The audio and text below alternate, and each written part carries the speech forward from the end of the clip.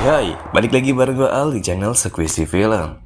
Kali ini kita akan ngebahas sebuah film yang diperankan oleh Babang Jason, yaitu botak terkuat di muka bumi. Sebelum lanjut, mari kita putar dulu intronya.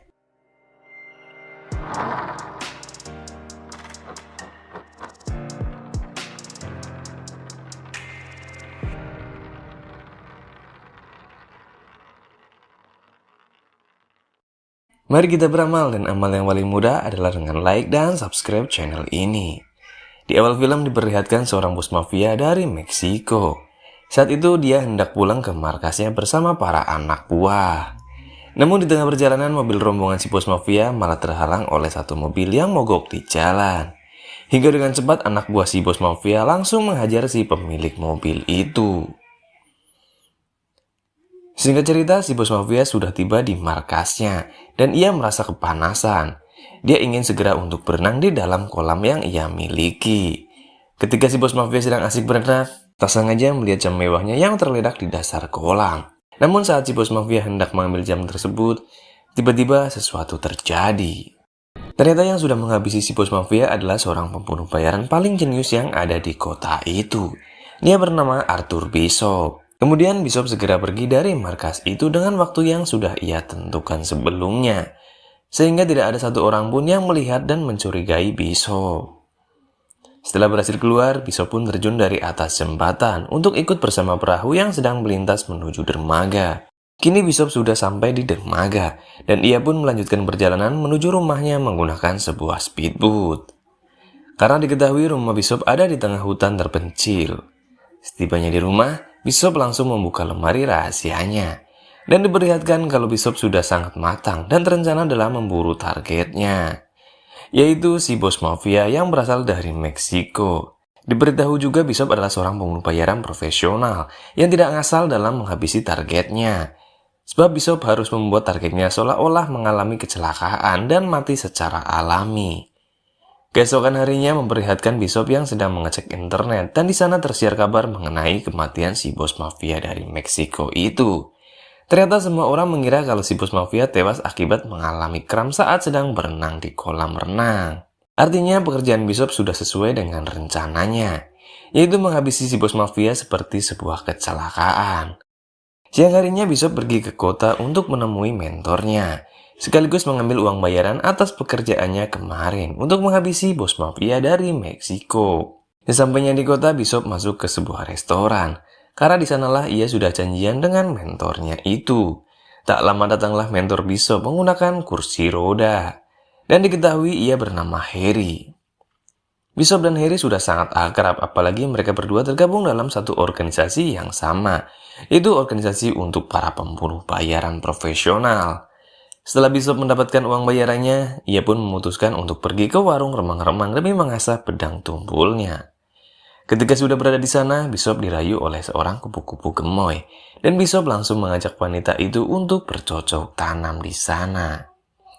Setelah merasa puas, Bishop pun berterima kasih dan tidak lupa memberikan uang jajan kepadanya. Lalu Bishop pulang ke rumah. Beberapa hari kemudian memperlihatkan Bishop yang sedang mengecek situs organisasinya untuk kembali melakukan pekerjaan rutinnya. Namun di sini Bishop sangat terkejut, karena target pekerjaan Bishop selanjutnya adalah menghabisi Harry, sang mentornya sendiri. Bishop yang menyangka kalau hal tersebut adalah kesalahan sistem. Ia pun segera menghubungi admin organisasi pembunuh bayaran itu.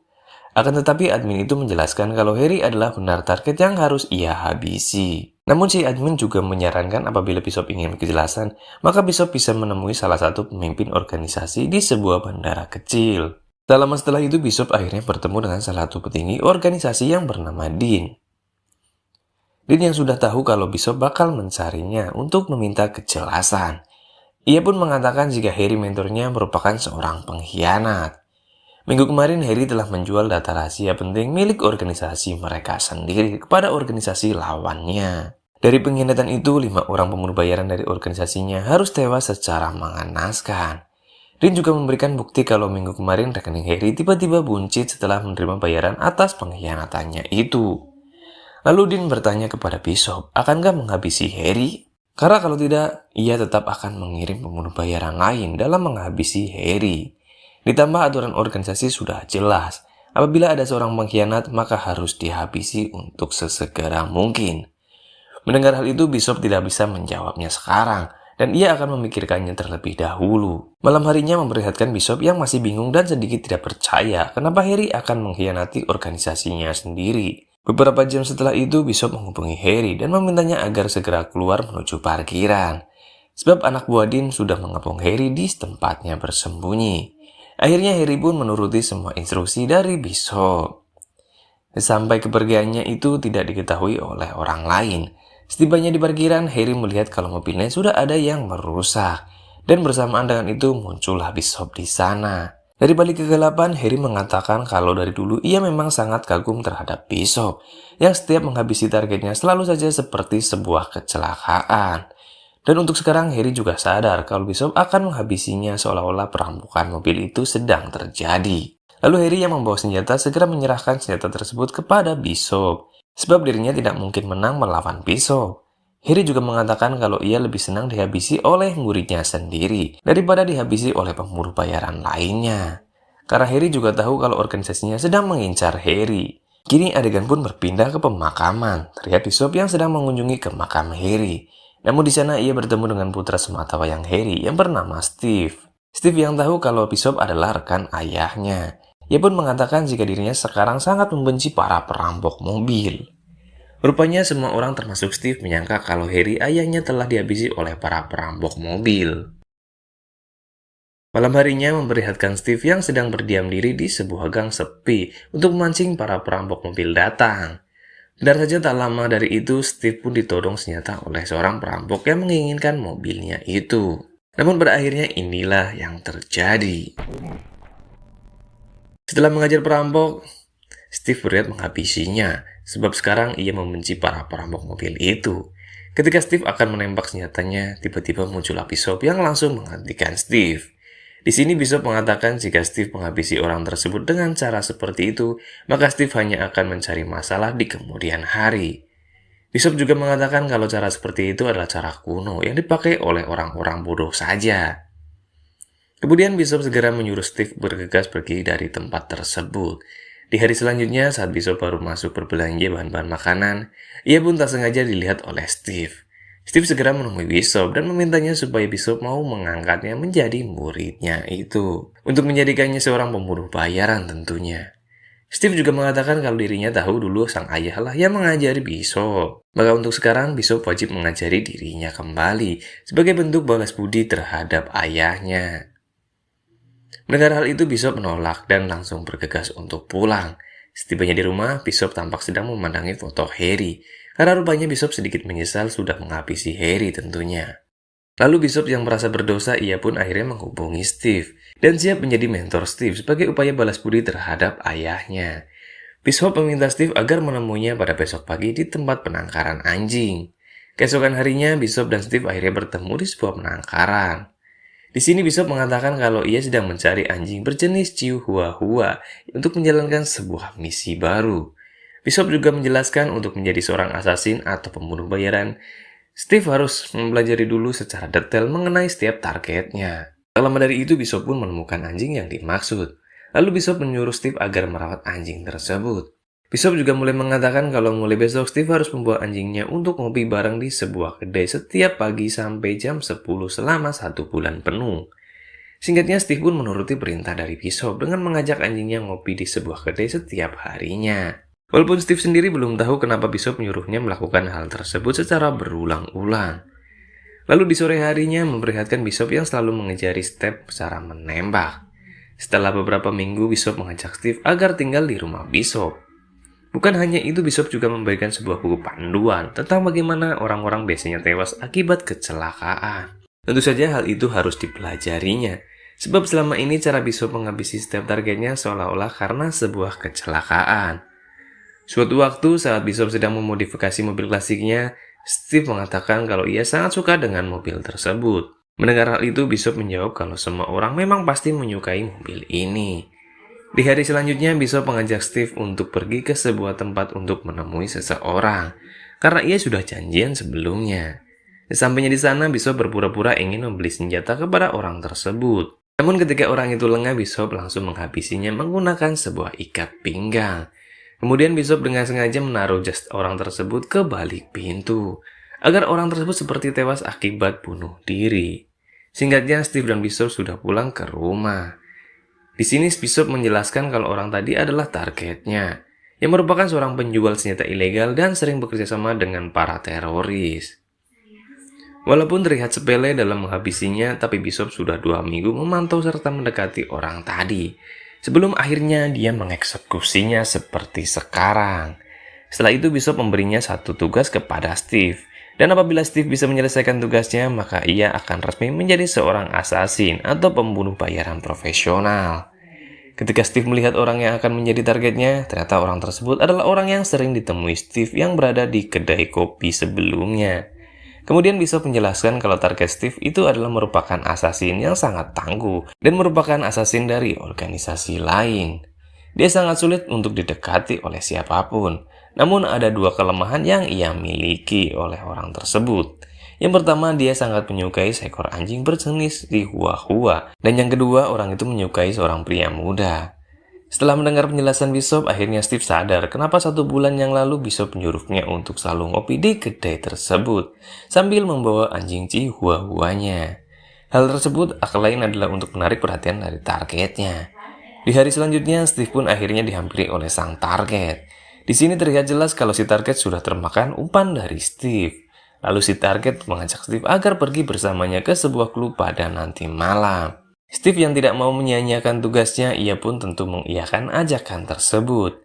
Singkatnya, sebelum Steve bertemu dengan si target, ternyata Bishop sudah menyiapkan racun agar Steve bisa meracuni targetnya. Saat mereka berdua sedang berada di dalam klub, lalu pada malam harinya terlihat Steve dan si target yang sedang minum bersama. Sampai di suatu waktu, si target pergi ke depan untuk mengambil minumannya kembali. Disitulah Steve sebenarnya mempunyai kesempatan untuk menaruh racun yang diberikan oleh Bishop. Namun tiba-tiba Steve teringat dengan Bishop yang kemarin menghabisi targetnya menggunakan sebuah ikat pinggang. Hingga Steve berencana untuk melakukan hal yang sama kepada targetnya itu. Sekarang setelah beberapa jam mereka minum, si target pun mengajak Steve agar menginap saja di apartemennya. Setibanya di sana, Steve langsung diajak tidur bersama. Namun di suatu kesempatan inilah yang dilakukan Steve. Ternyata usaha Steve untuk menghabisi si target menggunakan ikat pinggang gagal total. Dan sekarang giliran Steve yang dihajar habis-habisan. Tapi untungnya si target dalam keadaan mabuk parah. Hingga Steve pun berhasil menghabisinya. Ketika sudah di rumahnya, Bishop memberi Steve kotak P3K sambil mengatakan bekerjalah dengan rapi dan sangat sok jagoan. Di sini Steve tampak menyesal karena ia tidak menjalankan perintah sesuai arahan dari Bishop. Beberapa hari kemudian, Bishop pergi ke bandara untuk mengambil sebuah paket kiriman dari Dinas Petinggi organisasi. Setelah mengambil paket tersebut, dia diberitahu kalau di dalamnya ada uang bayaran atas pekerjaan Bishop kemarin. Bersamaan dengan itu, Dean menghubungi Bishop dan memprotes pekerjaan Bishop yang sudah melibatkan orang lain. Bishop menjelaskan kalau ia hanya sedang melatih seseorang, dan orang tersebut bernama Steve yang merupakan anak kandung dari Harry. Bishop yakin suatu saat nanti Steve pasti akan berguna untuk Dean dan organisasinya. Setelah membahas itu, Dean mengatakan jika dirinya sudah mengirim berkas untuk target Bishop selanjutnya. Dean memperbolehkan Bishop bekerja sama dengan Steve, tapi dengan syarat mereka tidak boleh gagal dalam menjalankan misinya. Ketika Bishop sedang di rumah, kita diberitahu kalau target mereka selanjutnya adalah seorang nabi palsu yang bernama Andre. Andre selama ini mendapatkan banyak uang dengan menipu para jemaahnya di seluruh dunia. Namun untuk menghabisi Andre terbilang cukup sulit, sebab Andre memiliki bodyguard yang selalu mengawalnya di sisinya. Setelah mempelajari identitas targetnya, Bishop dan Steve segera bergegas pergi ke kediaman Andre yang tinggal di sebuah apartemen. Sampainya di sana terlihat mereka berdua naik ke atas apartemen, hanya demi bisa memasang beberapa kamera. Saat sudah berhasil memasangkan semua kameranya, Bishop dan Steve pun langsung menyewa apartemen tepat di bawah gedung apartemen milik Andre. Di sini Bishop pun mulai memantau kebiasaan dari Andre untuk menemukan bagaimana cara mereka menghadapi targetnya tersebut. Beberapa hari kemudian, Bishop akhirnya mempunyai rencana kalau mereka akan menyuntikkan sebuah cairan adrenalin ke tubuh Andre. Ketika Andre diberi vitamin oleh dokternya, sebab apabila kedua zat itu disatukan dalam satu waktu, maka tubuh Andre otomatis akan keracunan. Singkat cerita, Bishop dan Steve mulai melancarkan aksinya. Mereka berdua diam-diam masuk ke dekat apartemen Andre melalui jalur ventilasi setelah berhasil menyelinap ke sana. Ternyata untuk hari ini Andre bukan meminta vitamin kepada dokternya, melainkan sebuah barang haram. Melihat hal itu, Bishop sadar kalau cairan adrenalin yang akan mereka suntikan tidak mungkin berfungsi, sehingga mereka berencana menghabisi Andre dengan cara lain. Setelah itu si dokter pergi dan Andre terbang seorang diri. Di saat itulah Bishop keluar bersama Steve dan langsung membekap Andre. Akhirnya Andre tewas, lalu mereka berdua pun bergegas bersembunyi bersamaan. Dengan itu salah satu bodyguard dari Andre masuk ke dalam untuk memberikan telepon penting dari jemaah mereka. Hingga si bodyguard sadar kalau Andre sudah tewas.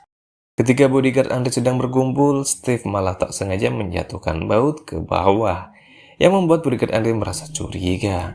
Tak lama setelah itu, satu bodyguard mencoba membuka kaca, yang pada akhirnya Steve dan Bishop ketahuan. Lalu terjadilah baku tembak. Beruntung pada akhirnya Steve dan Bishop berhasil lolos dengan menyelinap bersama para penghuni apartemen lain. Bishop menyuruh Steve supaya langsung pulang ke rumah, sementara dirinya akan pulang melalui bandara lain, supaya tidak ada yang curiga terhadap mereka. Singkat cerita, Bishop sudah berada di bandara yang ia tak sengaja menemui asasin yang katanya dulu tewas akibat pengkhianatan Harry. Dengan segera Bishop mengikuti asasin tersebut sampai masuk ke dalam bus. Di sini Bishop langsung bertanya apa yang sebenarnya terjadi. Si asasin dengan santai menjelaskan kalau dirinya dibayar mahal oleh Dean untuk menghabisi 4 orang asasin lainnya. Lalu Dean juga menyuruhnya agar menghilang serta memalsukan kematiannya. Sebab semua itu hanya demi untuk mengkambing hitamkan dari Harry. Artinya selama ini Bishop hanya sedang dipermainkan oleh Dean, petinggi organisasinya sendiri. Kemudian bersamaan dengan itu si asasin menyerang Bishop hingga terjadilah baku hantam. Pada akhirnya Bishop berhasil menghabisi asasin tersebut. Ternyata si asasin sudah diberi arahan oleh Dean. Apabila suatu waktu identitasnya ketahuan, maka si asasin harus menghabisi Bishop. Pagi harinya memperlihatkan Bishop yang sudah sampai di dermaga tempat dia biasa memakai speedboat menuju ke rumahnya. Namun di sini Bishop merasa ada yang aneh, hingga Bishop segera memutuskan bersembunyi sebentar. Benar saja, bersamaan dengan itu ada satu mobil datang, dan diketahui mereka adalah asasin yang ditugaskan oleh Dean untuk menghabisi Bishop. Ketika mereka sedang mencari Bishop yang sedang bersembunyi, tiba-tiba dengan sangat mudah mereka semua diratakan oleh Bishop. Lalu Bishop mengambil salah satu ponsel milik mereka yang sedang berdering. Ketika diangkat, Bishop sudah tahu kalau mereka adalah utusan dari Dean. Disinilah Bishop mengatakan kalau Dean tidak perlu repot-repot mengirimkan sebuah pasukan, sebab Bishoplah yang akan mendatangi Dean. Ketika dalam perjalanan pulang, Bishop dihubungi oleh Steve, yang mana ternyata Steve sedang dalam todongan beberapa anak buah Dean. Steve diminta oleh mereka supaya Bishop segera pulang ke rumahnya. Namun Bishop sadar kalau Steve pasti sedang dalam todongan senjata. Ia pun mengatakan kalau dirinya sudah menyimpan senjata di bawah sofa. Dengan cepat Steve mengambil senjata tersebut lalu menghabisi mereka semua. Singkatnya Bishop pulang ke rumah. Lalu Bishop mengatakan kalau mereka berdua harus menemukan keberadaan Dean. Di sini Bishop menyuruh Steve agar mempersiapkan persenjataan yang ada di gudang. Sementara dirinya akan mencari tahu alamat rumah dari salah satu bodyguard Dean. Ketika Steve sedang mengemasi persenjataan yang ada di gudang, Steve malah tak sengaja menemukan pistol milik mendiang ayahnya. Saat itu juga Steve sadar kalau orang yang sudah menghabisi sang ayah adalah Bishop sendiri. Alhasil ketika mereka berdua sedang menuju ke lokasi target, Steve tidak bisa menyembunyikan kekecewaannya. Bahkan beberapa kali Steve sempat menyinggung Bishop perihal kematian sang ayah. Keesokan harinya memperlihatkan salah satu bodyguard Dean yang baru saja keluar dari kamar mandi. Namun si bodyguard sangat terkejut karena di sana sudah ada Bishop dan juga Steve. Bishop dan Steve segera menyandra keluarganya agar si bodyguard mau mengatakan di mana keberadaan Dean. Awalnya si bodyguard tidak mau buka mulut sama sekali. Namun setelah keluarganya beberapa kali diintimidasi, akhirnya si bodyguard mau mengatakan di mana Dean berada. Adegan berpindah kepada Dean yang saat itu mendapatkan sebuah panggilan telepon. Ketika diangkat, rupanya telepon tersebut dari Bishop yang langsung menanyakan berapakah uang yang didapatkan dari kematian Harry. Dean menjawab jutaan dolar. Namun Dean bersedia memberikan 10 juta dolarnya kepada Bishop, asalkan Bishop mau menghentikan balas dendamnya. Mendengar hal itu, Bishop tentu saja menolak dan Bishop tetap akan memburu Dean. Di akhir telepon, Dean dibuat kaget setelah menyadari kalau Bishop menghubunginya menggunakan telepon yang ada di ruangan atas. Dengan segera Dean menyuruh anak buahnya untuk mengecek ruangan atas. Tapi nyatanya semua itu hanyalah bagian dari rencana Bishop. yang sekarang sedang membajak telepon di gedung tersebut. Kemudian Dean yang menyangka kalau Bishop berada di gedung yang sama, ia pun langsung mengajak semua anak buahnya agar segera pergi menggunakan sebuah mobil. Namun lagi-lagi itu semua memang rencana Bishop. Karena saat Dean dan para anak buahnya pergi, di tengah jalan satu mobil milik mereka dihantam oleh mobil Bishop. Lalu Bishop langsung menyerang para anak buah Dean yang lainnya. Ketika Dean dan supirnya hendak kabur, tiba-tiba setelah itu Bishop dan Steve tanpa ragu menghabisi Dean sebagai bentuk balas dendam atas kematian Harry. Singkat cerita, saat Steve dan Bishop hendak pulang, mereka pun mampir ke sebuah pom mini untuk mengisi bensin. Ketika Steve sedang mengisi bensin mobilnya, ternyata Steve dengan sengaja menumpahkan bensin tersebut ke bawah mobil. Lalu Steve beralasan ingin pergi ke warung dulu untuk membeli rokok. Namun tak lama setelah itu, inilah yang dilakukan oleh Steve. Rupanya Steve juga ingin balas dendam kepada Bishop. Di hari selanjutnya memperlihatkan Steve yang pulang ke rumah Bishop dengan tujuan untuk mengambil mobil klasik milik Bishop. Sebab kita tahu Steve begitu menginginkan mobil itu. Namun ketika Steve baru jalan beberapa meter, dia menemukan secarik kertas yang bertulisan jika Steve membaca kertas ini, maka Steve akan segera mati. Kemudian semuanya pun terungkap. Bishop sebenarnya berhasil menghindari dari ledakan waktu di SPBU. Bishop juga rupanya sudah menyadari kalau Steve pasti ingin menghabisinya dan mencuri mobil klasiknya itu. Untuk itu, Bishop yang cerdas sudah menyiapkan segala sesuatunya. Dan film pun tamat. Gua see you di alur cerita film berikutnya.